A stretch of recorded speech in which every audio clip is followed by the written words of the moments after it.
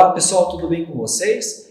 Eu me chamo Marco Antônio, professor do Centro Universitário Unifacear, e na aula de hoje trataremos de aspectos da conjuntura política no Brasil. Isso mesmo, a conjuntura política em nosso país. Como que se deu essa construção, como é feita hoje, quais são os aspectos que ainda permanecem na atualidade, ou foram esquecidos. Bem, é isso que eu pretendo abordar com vocês. Vamos lá?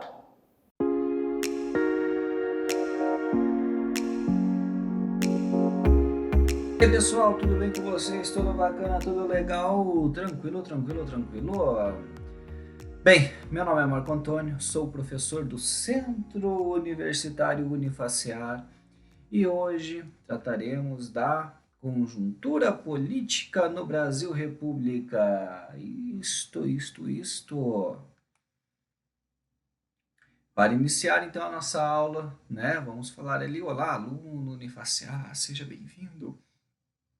Aula sobre política no Brasil republicano, Para isso devemos pensar não apenas sobre o conceito político do período, mas em todos os aspectos da República Brasileira, até chegarmos, à reflexão da conjuntura atual da política em nosso país.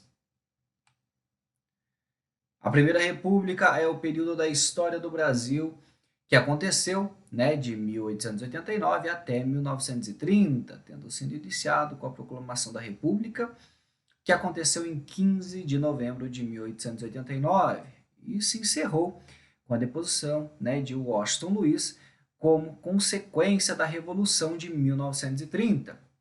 Esse período é conhecido por muitos como República Velha, mas, entre os historiadores, o termo utilizado para referir-se a esse período é Primeira República. Dentro desse período, nós temos a República da Espada, que é o primeiro momento, de 89 até 94. Pessoal, não vou afirmar aqui, tá? É 92 ou 94. Tá bom? Eu tô ali com uma dúvida ali, tá? Mas esse primeiro momento ali que vocês têm que ter é esse primeiro momento da República da Espada. Por que eu tenho essa dúvida? Porque em 92 nós temos a nossa primeira Constituinte, nós temos a Constituição ali, Nós temos a questão da nossa Constituição, colocada ali, Foi em 92, 94 nós temos essa questão, mas tem dois momentos. O primeiro momento, a República da Espada, e no segundo momento ali nós temos a República da Aristocracia, que vai de 90, e 2 para 94 ali, até 1930, no qual se inicia o período, então o período que a gente considera ali como o período getulista, que são 15 anos ali, tá bom? Dentro do período getulista você tem subdivisões, tá bom? Mas é isso. Partiu? É isso que nós temos que entender desse período, então, de 89 até 1930, será apresentado, esse contexto durante essa aula, é o que eu pretendo fazer com vocês, beleza? Então, a Primeira República ela foi iniciada com a proclamação da República, que aconteceu em 15 de novembro de 1889, A derrubada da monarquia ocorreu pela perda de apoio político, fazendo com que esse regime se tornasse impopular entre as elites do Brasil. Para que vocês entendam, há três bases de sustentação a questão da monarquia. Você tinha a elite, Você tinha a elite, os coronéis, você tinha a questão da igreja e você tinha o apoio popular. Não minto. Aí você tinha o apoio da igreja. Então você tinha três bases, Essas bases elas iam. Então você tinha os coronéis, a questão da igreja e esse apoio popular. Então são três partes ali que a gente tem. Com o passar do tempo, então esse apoio, esse apoio popular, que digo, esse apoio do exército, tá? Então você tem o apoio do exército, o apoio dos coronéis e o apoio da igreja. Os coronéis, eles estavam meio bravos, assim, né, para não dizer outra palavra, porque eles tinham perdido a questão dos seus escravos, né, e daí tava bem complexo, o regime havia mudado, né, com a assinatura da Lei Áurea no Brasil um ano antes, tá? Mas tinha um outro processo ali, esse processo de libertação dos escravos ele já vinha acontecendo desde a segunda metade ali do século XIX, através de algumas medidas, né, que vão sendo colocadas. Aí, após Guerra do Paraguai, nós temos a questão do nosso exército, né, do exército brasileiro, que vinha se considerando é, é, desprestigiado, né? Vinha sido considerado assim meio que jogado para o lado. É isso que o exército pensava, né? E você tem a base, né? E daí você tem a base, né? Que seria a igreja, né? A igreja ela vem meio que tendo choques, né? Com o regime, né, monárquico. Por quê? Porque ele tinha esse contato, Dom Pedro II, ele tinha esse contato com a maçonaria, né? Então eles se viam ameaçados e tudo mais. Daí tem algumas medidas, né, que vieram sendo colocadas e isso acabou pesando também para, né, esse desprestígio, né, de Dom Pedro, que acabou levando a perder, né, o seu poder de monarca. Bom, então a derrubada da monarquia ocorreu pela perda de apoio, como nós falamos, né? Os militares insatisfeitos com a monarquia há tempos, após a Guerra do Paraguai, e uma parcela da sociedade civil, sobretudo as oligarquias paulistas, os coronéis e tudo mais, organizavam um movimento para derrubar a monarquia. Beleza? Em 15 de novembro, liderados pelo Marechal Deodoro da Fonseca, né? Os militares destruíram, né, o Visconde de Ouro Preto, né, do gabinete ministerial, né, destituíram. Ao longo do dia, as movimentações políticas levaram José do Patrocínio a proclamar a República na Câmara Municipal do Rio de Janeiro, né? Isso acabou marcando o início, né, da Primeira República Brasileira. A Primeira República, conforme já mencionado, ela estendeu-se, né, de 1889 até 1930, um período específico da Primeira República, que foi de 1889, né, a 1894. Olha só, a República da Espada, como eu falei para vocês, a nossa primeira Constituição, então vem de 92, né, a republicana. E a República da Espada vai em 94, né, de 94 até 1930, né? Que daí a gente tem esse período da República Oligárquica. Mas a gente vai ver aqui. Esse nome se deve ao fato de que dois presidentes brasileiros, Deodoro da Fonseca e Floriano Peixoto, foram militares. A República da Espada, porém, é um período incorporado à Primeira República. Toda a Primeira República, para ser dividida em três grandes fases, conforme estabelecido pelo professor Marcos Napolitano. Quando a gente divide nesses períodos, nós temos esse período que eu falei para vocês, é uma divisão, República da Espada e República Aristocrática, mas nós temos três períodos, né, que são o período da consolidação, o período da institucionalização e o período da crise. No período da consolidação, que vai de 89 a 98 do século XIX, período foi marcado pela consolidação das estruturas políticas e econômicas da Primeira República, né? Foi assinalado por crises, né, na política e na economia. Beleza? Temos a institucionalização, que foi de 98 a 1921, um período marcado por muitas sátiras, né, nos jornais e tudo mais, porque o Brasil ainda não tinha se descoberto como Brasil, não tinha uma identidade brasileira, uma identidade como nação, tá bom? Período do qual a estrutura política da Primeira República estava devidamente consolidada. Naqui se definiram políticas como a dos governadores e do café com leite. Todo mundo sabe essa do café com leite porque é algo trabalhado no fundamental, né? Mas para quem ainda não lembra, né? Mas todo mundo já viu, mas para quem não lembra, Café, produção de São Paulo, queijo, Minas Gerais, e eles se revezavam, né? Essas lideranças se revezavam entre si, né? Então, a cada 4 anos, você tinha escolha de um líder de São Paulo, um líder, né, de Minas Gerais, né? E aí você tem um momento de crise que vai de 21 a 30, que é o período no qual as estruturas políticas da Primeira República entraram em crise por conta da incorporação de novos atores, né, na política brasileira. Conflitos entre as oligarquias também contribuíram para o fim, né, da Primeira República. Lembrando que o Brasil ele não tinha uma identidade definida, e a partir desse momento de 20, da Semana de Arte Moderna ali, de 22 ali, né, você tem esse momento de construção de uma identidade puramente brasileira. E eu acredito que isso acabou também influenciando nessa degradação, nessa desconstrução e nessa queda da Primeira República, desse desgaste republicano.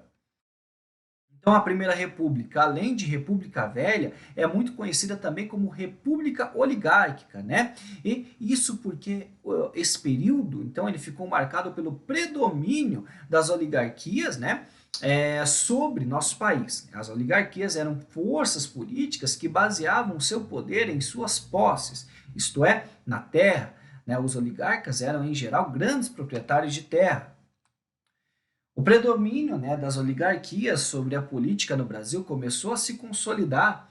Então, a partir de 1894, quando Prudente Moraes foi eleito presidente, né, a eleição de Prudente Moraes também marcou o fim do citado período conhecido como República da Espada. O predomínio das oligarquias resultou em algumas características que são consideradas grandes marcas da Primeira República, né? Essas características são o mandonismo, né, o clientelismo e o coronelismo. Né? Essas três acabam simbolizando o poder das elites agrárias, né, do país, manifestado na posse de terras, além de manifestar o poder dos coronéis sobre as regiões interioranas do Brasil e a troca de interesse, elemento fundamental para a sustentação da oligarquia, né, no poder. Outra característica muito importante desse período acaba sendo as políticas que sustentavam, né, as estruturas no âmbito é, político brasileiro. Né? Aqui estamos falando da política dos governadores e da política do café com leite. Essas políticas foram muito importantes porque reduziram os conflitos entre essas oligarquias, as maiores do nosso país, né? Mas não acabaram totalmente com eles. A política dos governadores, também conhecida como política dos estados, foi criada durante o governo de Campos Salles, presidente do Brasil, de 1898 e 1902. Né? Foi com a política dos governadores que o funcionamento político brasileiro da Primeira República foi estruturado. Né? Por meio dessa política foi possível realizar uma aliança entre executivo e legislativo. Na prática, essa política funcionava da seguinte maneira: o governo federal daria apoio à oligarquia mais poderosa de cada estado, né? Em troca, o governo exigia que cada oligarquia apoiasse as propostas do governo, né, federal no legislativo. Assim, as oligarquias deveriam eleger deputados dispostos a atuar em favor do governo no legislativo, né? Com apoio, né, a oligarquia mais poderosa, o governo federal, esperava que os conflitos políticos respingassem, né, o mínimo possível no âmbito federal e ficassem reduzidos apenas ao âmbito estadual. Então, pessoal, assim, né, as oligarquias deveriam eleger deputados dispostos a atuar, né, em favor do governo legislativo, né, com o apoio da oligarquia mais poderosa. O governo federal esperava que os conflitos, então, políticos respingassem o mínimo possível, né, no âmbito federal e ficassem reduzidos apenas ao âmbito então estadual. O funcionamento da política dos governadores, então, eles dependiam consideravelmente da figura do coronel, pois seria ele, né, que a nível regional mobilizaria os votos necessários para, né, eleger os candidatos certos, né, de acordo com o interesse de cada oligarquia. O coronel, então, ele usava seu poder, né, para pressionar, então, as pessoas, né, a votar é, a, a votar, né, em determinado candidato, essa intimidação dos leitores, conhecida como voto de cabresto, né, e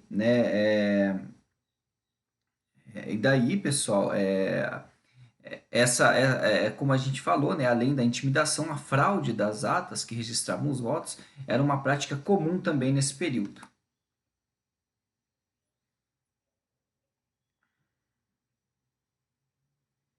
A política do café com leite é um conceito clássico, né? Quando nos referimos à Primeira República, né? Essa política ganhou força no Brasil, sobretudo a partir de 1913, com a assinatura do Pacto, né? O Pacto ali de Ouro Fino, né?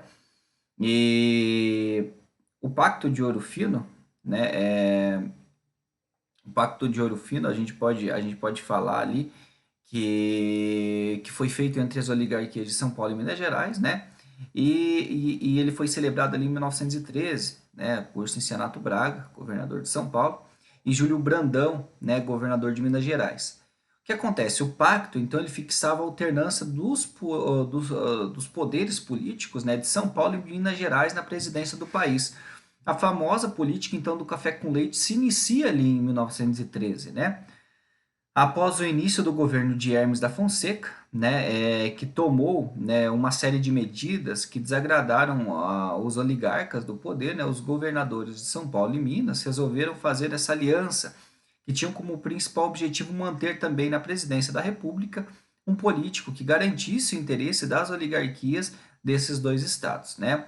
O que chamou, né, a atenção nesse evento foi o fato de não ter encontrado na volumosa documentação existente do período qualquer tipo de referência provável, né, desse pacto, principalmente, né, nos principais articuladores citados, mas sobre um pacto efetivo, né, em um local ou residência precisa em Ouro Fino, né? Nada documentação, né, de Júlio Bueno Brandão, né, e Cincinato Braga, bem como, né, em outros atores envolvidos diretamente no processo sucessório de 1914.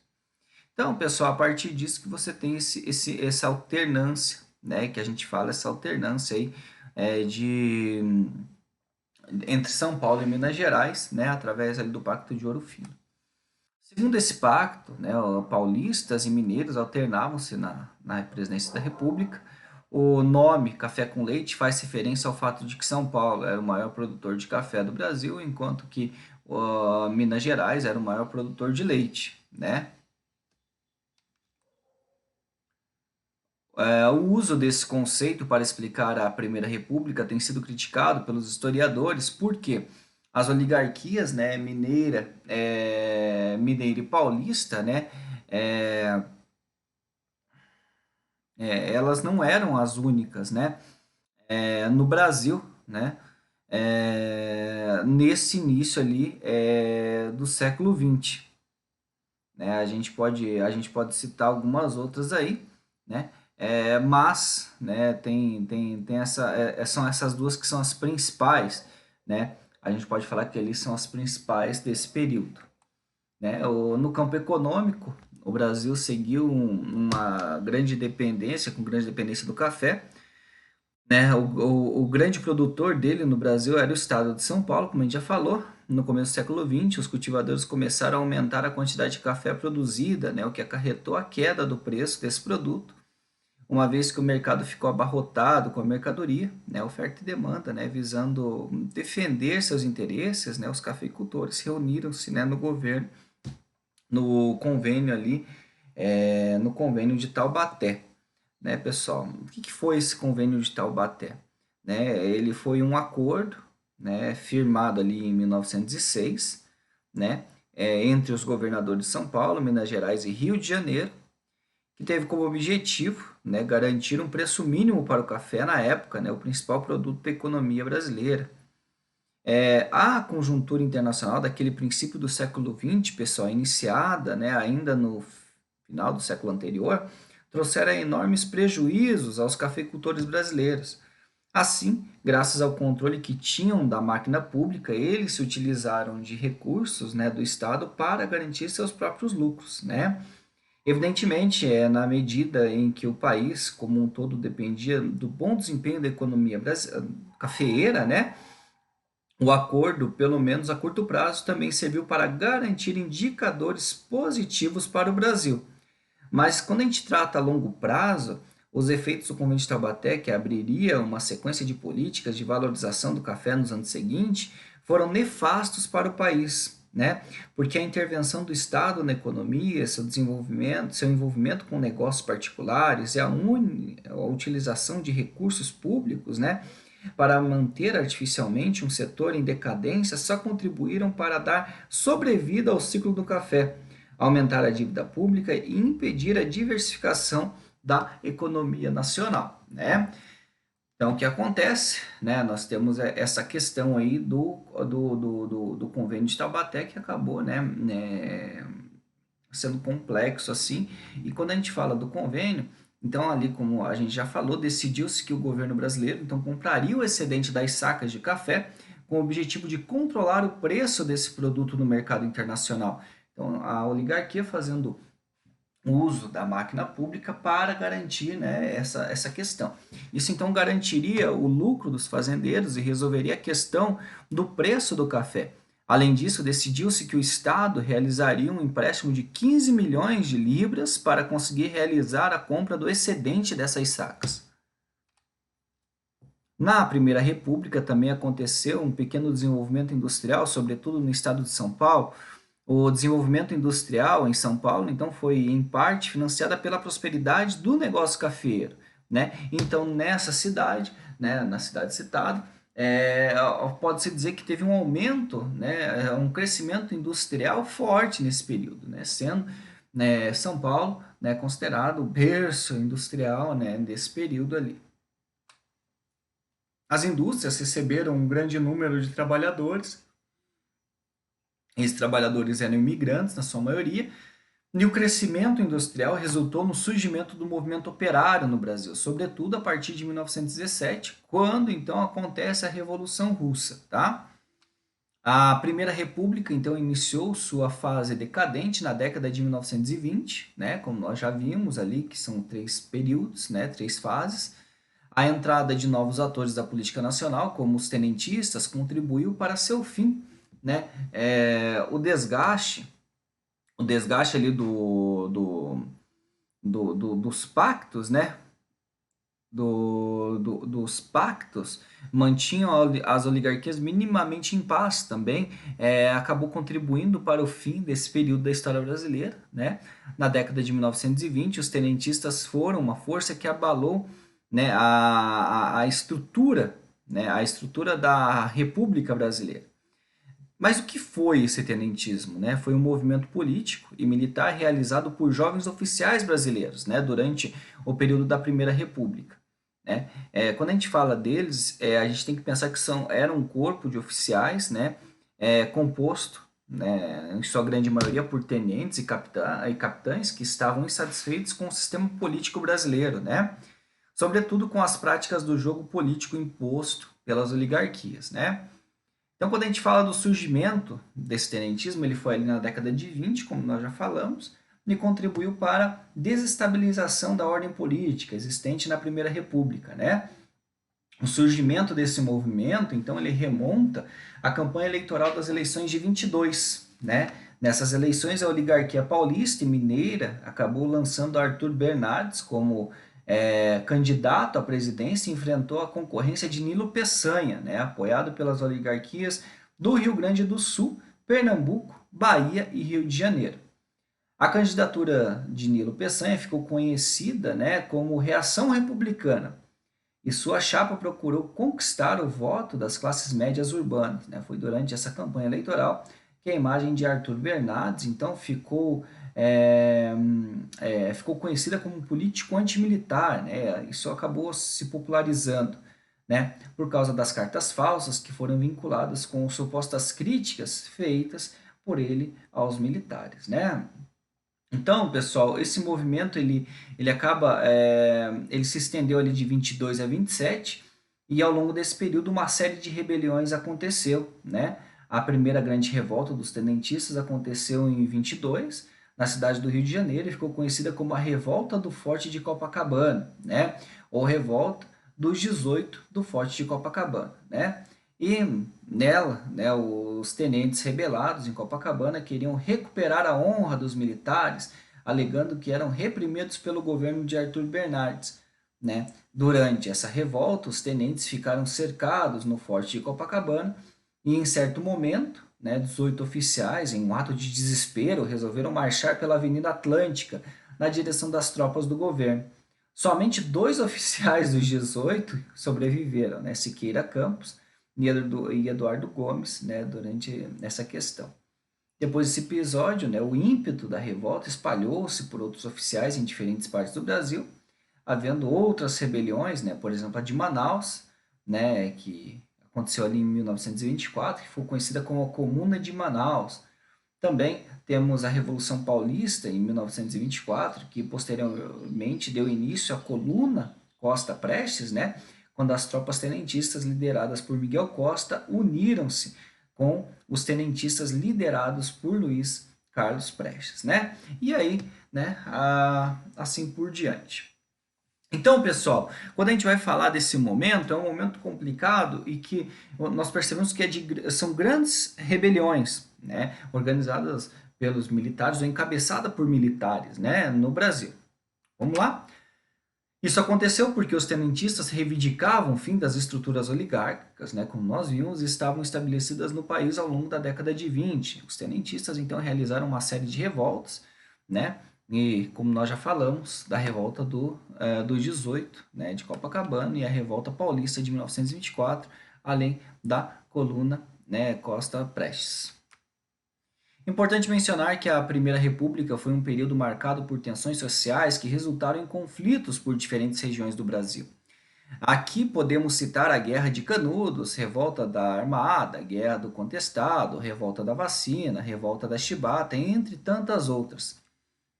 O estopim para o fim da Primeira República foi a eleição presidencial de 1930. Né? Naquela ocasião, o presidente Washington Luiz resolveu romper com o Pacto de Ouro Fino e, em vez de lançar um candidato mineiro, optou por lançar Júlio Prestes, candidato paulista.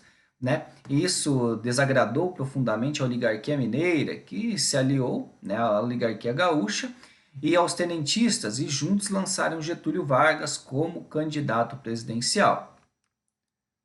Getúlio Vargas ele foi derrotado, mas membros de sua chapa eleitoral, né, informados com a derrota, né, inconformados com essa derrota, começaram a conspirar contra o governo. Né? A desculpa utilizada pelos membros da Aliança Liberal, a chapa de Vargas, para iniciar uma revolta armada contra o governo foi o assassinato de João Pessoa, vice-presidente de Vargas. O assassinato de João Pessoa, porém, não teve relação com a disputa eleitoral entre Júlio Prestes e Vargas. A revolta contra o governo, nomeada como Revolução de 30, né, iniciou-se em 3 de outubro de 1930. E no mesmo mês, no dia 24, resultou na deposição de Washington Luiz à presidência. Né? Júlio Prestes foi impedido de assumir a presidência do país e, em novembro do mesmo ano, Getúlio Vargas foi empossado como presidente provisório do país. Esse era o fim, né, da Primeira República e o início da Era Vargas, período que se estendeu por 15 anos. O Brasil, historicamente, sempre foi um país em constante ebulição no campo político-social. Né? Nós podemos citar inúmeros eventos dessa recente nação, né, que resultaram em importantes mudanças no status quo. Né? Essas transformações vêm nos acompanhando desde os tempos de descobrimento, entre aspas, né? O descobrimento porque não foi um descobrimento, os europeus chegaram e já haviam pessoas aqui, tá, pessoal? Passando por outros períodos como a República Velha, Segunda República, Estado Novo, República Populista, também a ditadura militar e atualmente um regime democrático. Este, embora despontar diante de forma espaçada na linha temporal brasileira, foi desde a promulgação de nossa Carta Magna, né, em 1988, sendo o maior período vivenciado pela sociedade brasileira, e assim seguimos criando períodos significativos de mudanças de nosso corpo social.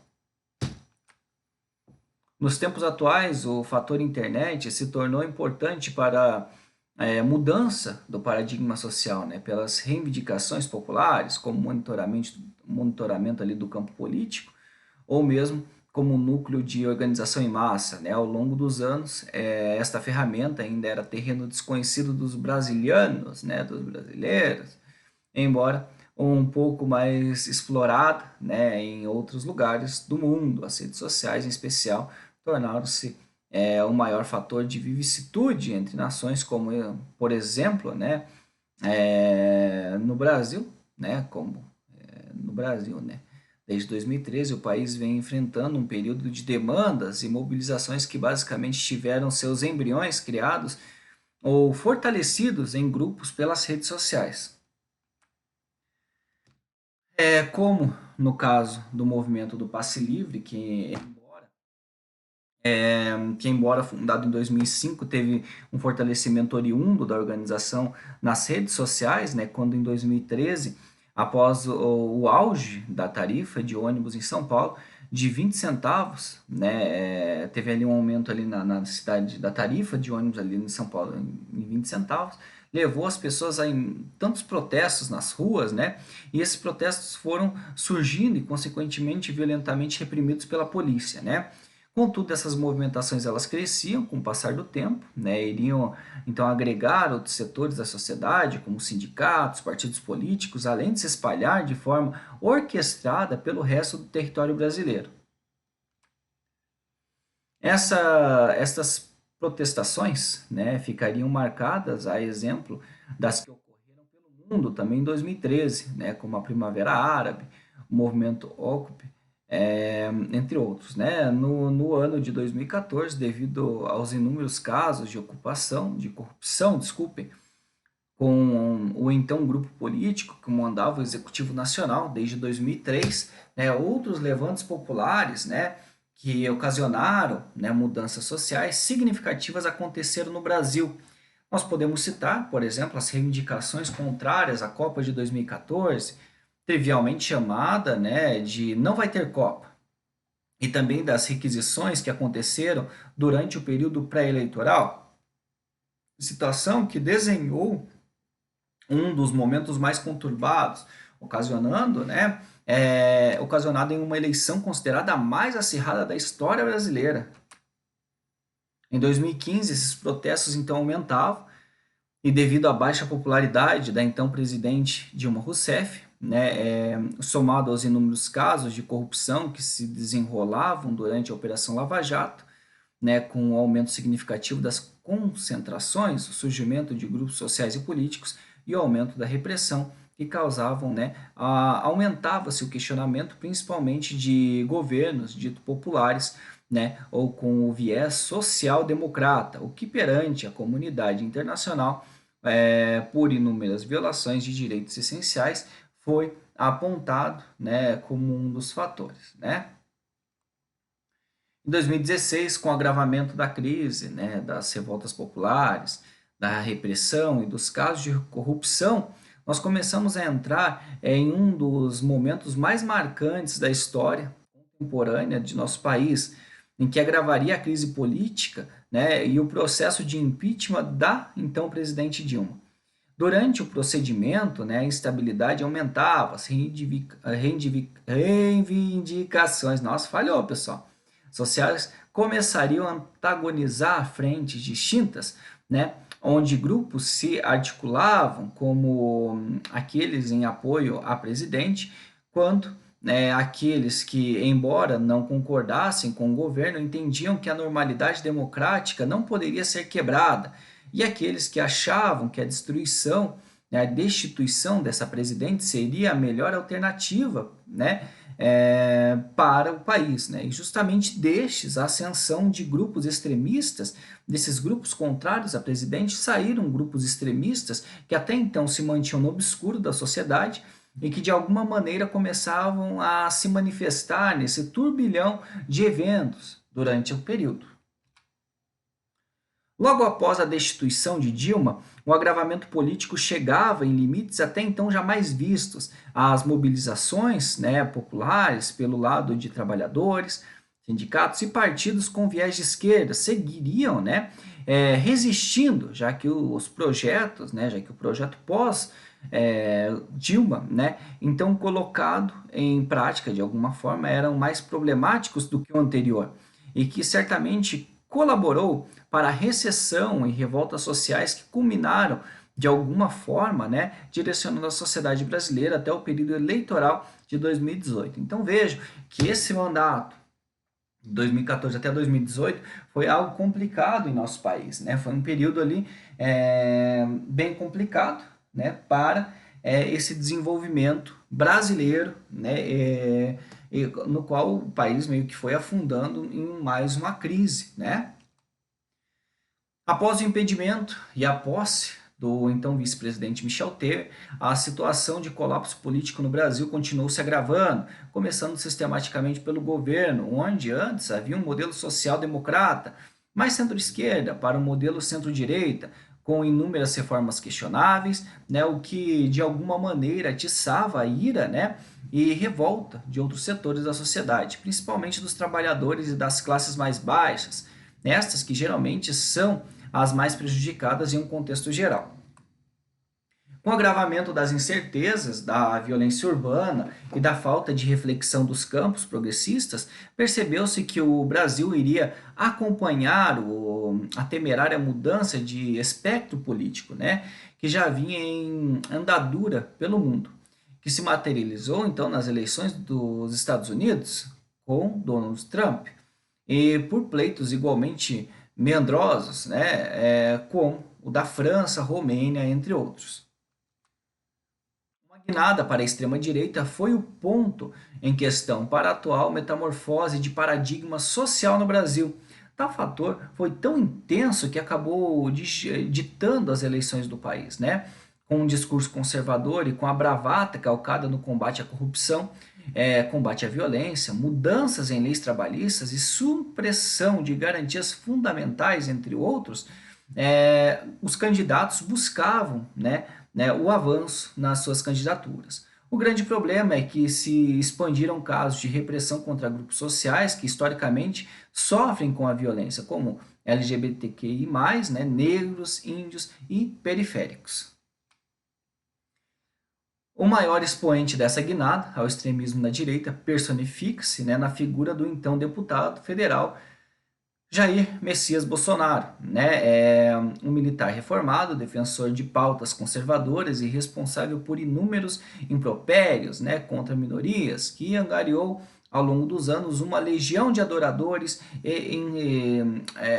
que de alguma forma encontravam nele um esquadouro de todos os sentimentos que durante muito tempo encontravam-se, né, nos porões, né, da sociedade. A campanha eleitoral do ano de 2018, então, foi marcada por mudanças significativas no campo social, né? Velhos paradigmas que, de alguma forma, ditavam as eleições tornaram-se obsoletos, como coligações e tempos de televisão, e a rede mundial de computadores foi, sem dúvida, né, o fiel da balança e maior responsável pela, então, vitória do candidato Jair Bolsonaro, né, à presidência. Entretanto, com o advento da internet, de forma maciça, somado com a desinformação intrínseca, né, do brasileiro, o pleito eleitoral ficou marcado principalmente pelo uso dos meios digitais para espalhar notícias falsas ou popularmente conhecidas como fake news, algo também empregado pelo então candidato americano Donald Trump, né, e que de alguma forma solidificou uma tática que foi igualmente dispersada na Europa, né, com o pedido, né, do Reino Unido, né, em sair ali da União Europeia ou simplesmente do Brexit, né, o contexto mundial, então, ele ficou bem complicado. As notícias falsas se tornaram endêmicas, momento que estas são as maiores contradições, né, são as maiores responsáveis por propagar teorias conspiratórias, entre outras questões que acabaram por mudar totalmente os rumos do Brasil e trazendo também casos absurdos e discussões revisionistas, né, que sequer deveriam ser afamadas em pleno século XXI, como terra plana, nazismo de esquerda ou mesmo o aumento de grupos anti-vacinas.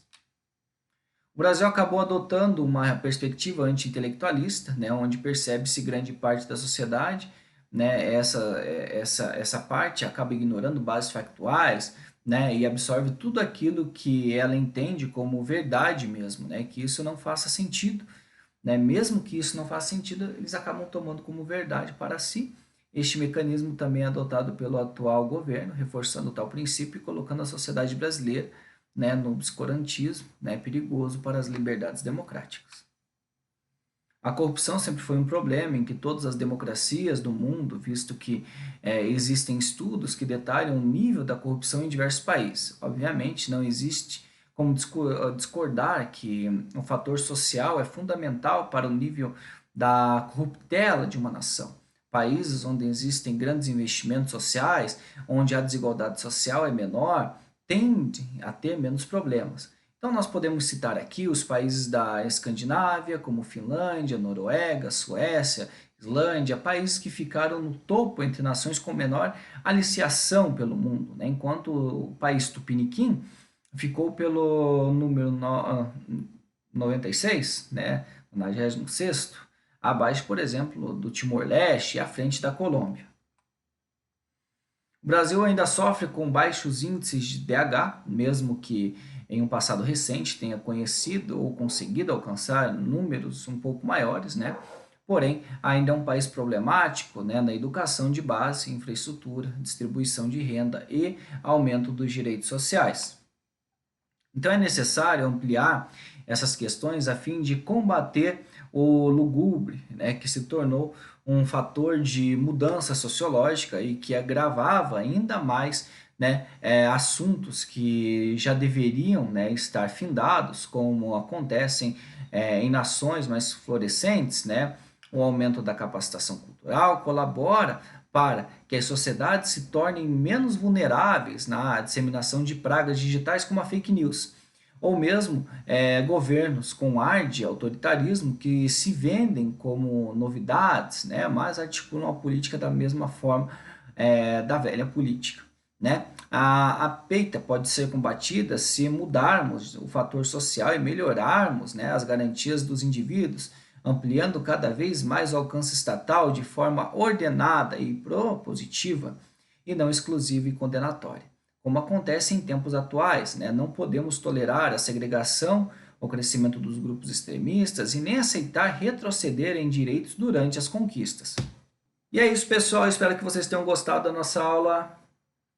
E é isso aí, pessoal. Espero que vocês tenham gostado da nossa aula, né? Agora eu peço, por favor, que vocês deem uma olhada, né, no nosso texto base, porque a nossa aula é baseada no nosso texto base. E se você quiser aprender um pouquinho mais, dê uma olhadinha lá na leitura complementar que eu deixei na indicação, né, de um capítulo de livro, que isso vai ajudar muito vocês lá para frente. Também, não esqueçam de dar uma olhadinha lá nos questionários, tá? Porque esse questionário vale nota.